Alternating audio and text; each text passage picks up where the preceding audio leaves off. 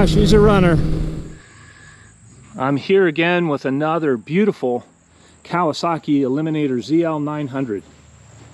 And this bike is pretty darn close to all stock. Just a beautiful machine. It's got low original miles on it. And Kawasaki's Eliminator, if you saw my last episode, it was the first bike designed specifically to be a factory custom drag racer style bike. And it's very long and low. And if you see somebody who knows what they're doing do a whole shot on one of these things, it's really, really impressive. These things just jump off the line.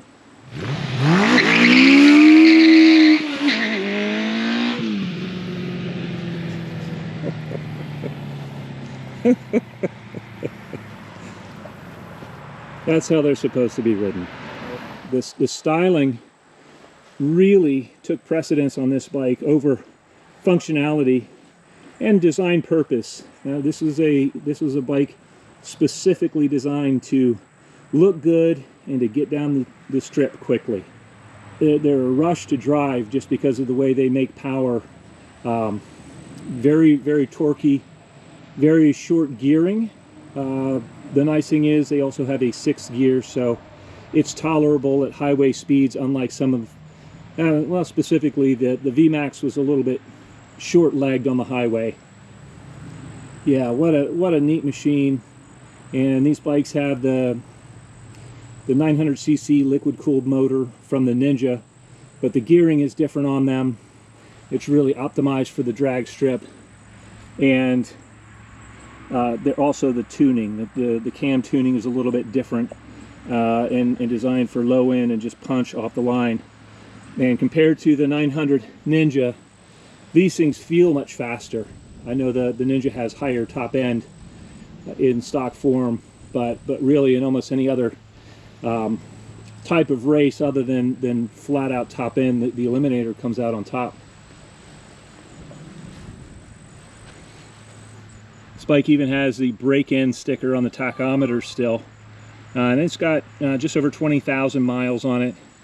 A feature unique to the Eliminators was your instrumentation lighting up here on the headlight. They did have air shocks in the front and air shocks in the back that were also had damping control.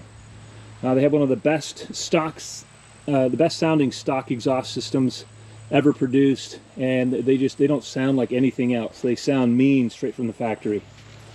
Most bikes, people don't realize this, sport bikes and cruisers, Harleys are all very quiet from the factory, and few of them actually sound good, but this is just one of those few bikes that sounds amazing from the factory.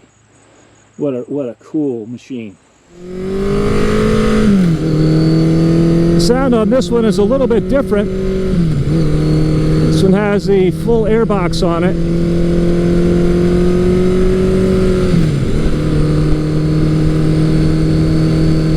And I don't know if the steering geometry is a little bit different on this one too. The turn-in feels a little bit easier. Doesn't feel quite as long and low as the black 1986. Yeah, turn-in is definitely different. So it could be something as simple as tire pressures.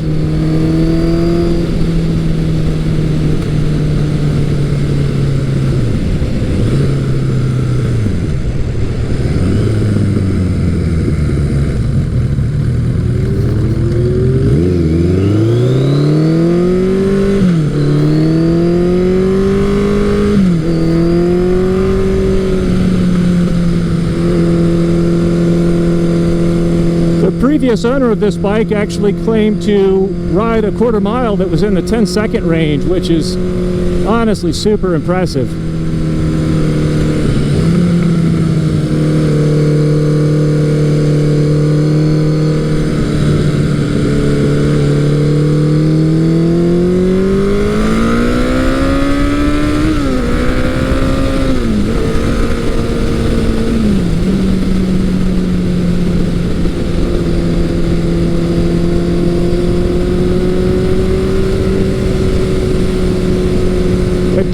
like the black bike actually picks up maybe a little bit quicker, but and without seeing these things on the dyno, it's hard to tell. They're both super fast and just really pick up revs very nicely.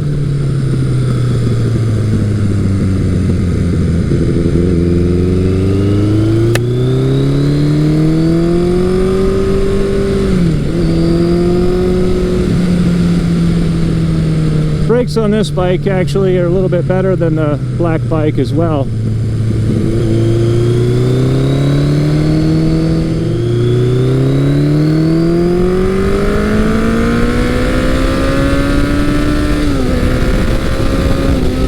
Yeah.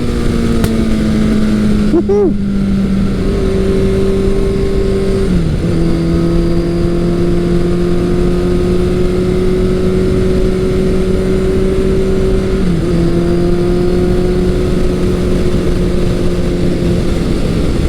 Yeah, this bike would definitely respond well to a little bit of TLC as far as some upgrades to the braking system, but it's a great place to start. It's honestly quicker than any of my air-cooled early 80s bikes.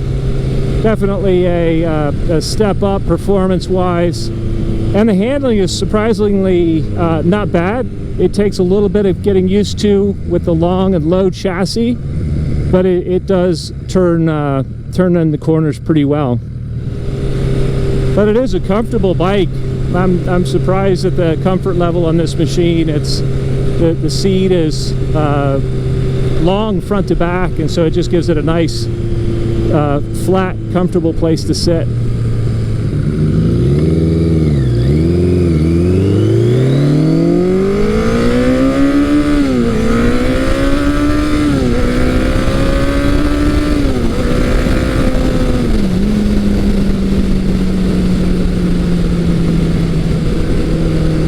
Yeah, she's a runner.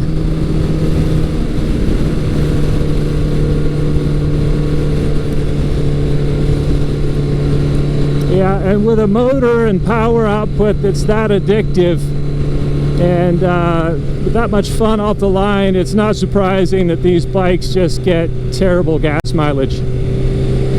I think if you rode them nicely, you probably would be able to get a little bit over 100 miles on a tank of gas, but it's really riding them nicely is not what they're all about.